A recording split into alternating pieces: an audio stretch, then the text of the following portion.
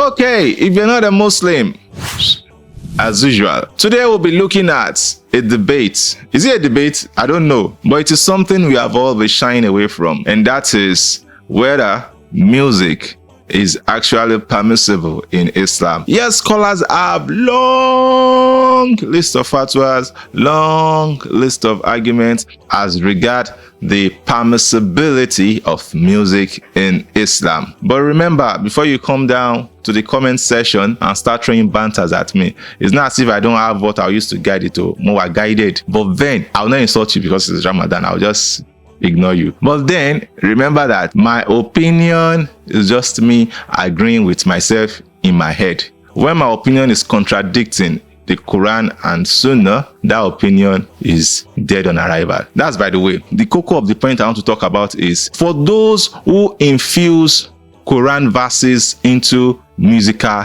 lyrics. Whether you like it or not, there is nothing like Islamic music. No matter how much you want to sugarcoat it, this is not me trying to portray myself as a saint. I only want you to see this from my point of view. And this is why I said there is nothing like Islamic music. Islam is Islam, music is music. Merging those two words together is nothing but a misnomer. Okay, back to my discussion. Most of our songs, especially this generation, they are usually hyped, and there are things that can go easily in the club. Now, there is one popular hip-hop artist in Nigeria that sang a song and infused the popular verse, Rabbana atina fid dunya hasanatan wa fil akhirati hasanatan wa qina azabannar. I've not listened to the whole song, but I've heard people sing it, and it goes something like Rabbana atina fid dunya hasanatan. This is an artist that his song will naturally go into any club, anytime, any day. Now, let's say that particular song is being played in the club as at that time, and a stripper and what have you is belly dancing to Rabbana atina fid dunya. You know, when Allah wants to make you see the evil in your action, He is going to let you experience it even before the point of your death. So probably by the time you return to Him, you might not have any excuse again. So what did Allah make me experience that led to me dropping the notion of using musical instruments in my Nasheed? It was a day of Eid, like the day, let's say the moon was sighted tonight, the following day was the Eid. That particular day, I was somewhere around Lagos Island, Itafaji to be precise, and I saw old men and old women, you know the way they do all their dancing, each one of them was holding a bottle of beer, alcohol, each one of them. And the song that was blaring from the speakers goes like, Rabbana atina fid dunya.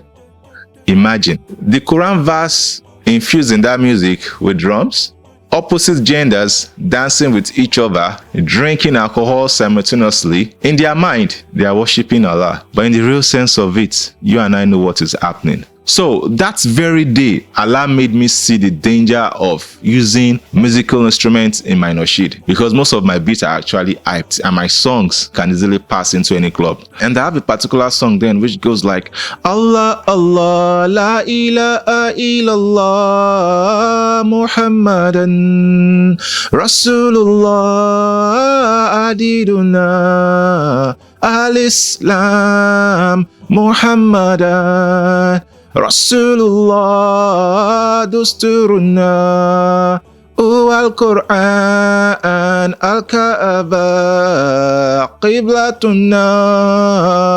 With hyper beats going underneath, that song will pass into any club anytime, any day. Now imagine, in my heart, I was doing something to earn reward, but in the real sense of it, I'm only creating fitna. So I realized that the reality of what I was doing is nothing but fitna. So you can see from my vivid explanation the evil of infusing Quran verses into musical lyrics, and likewise even the evil of musical instruments itself. You might agree, you might not agree. Even for those of us who are doing vocals only Nasheed, whether it has vocal fillers or not, especially for those of them who love doing covers a lot. I am not a fan of cover, and I don't think I would do any cover till I die. For those of them doing covers, yes, it is a good thing for them. It helps the algorithm. What do I mean? You know, when you take a popular song that is very viral, maybe the song on YouTube has about 300 million views or what have you, then they take out the lyrics, and everywhere they have said anything vulgar, they try to Islamize it. E.g., somebody said, baby, baby, baby, oh.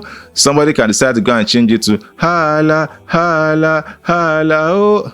That's by the way. Now, even for some of us who do that, we also infuse Quran verses into our lyrics. No, they also infuse Quran verses into their lyrics. Yes, of course, we know most of the teachings of Islam were derived from the Quran and the Sunnah. You might teach with the lesson of a verse, but quoting using the verse directly in your song, I don't think it is something that is normal to do. For instance, Rabbana atina fi dunya hasanata. Torikini. Anyways, my message is simple. If those of us who are creating content, especially in the line of Nasheed, music and what have you, are doing the mistake of infusing Quranic verses into our lyrics, it is also the responsibility of you, the listeners, to call us out that no, this is wrong.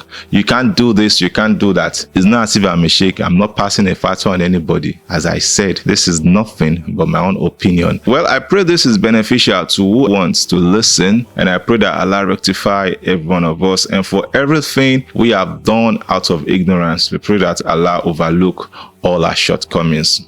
Assalamu alaikum.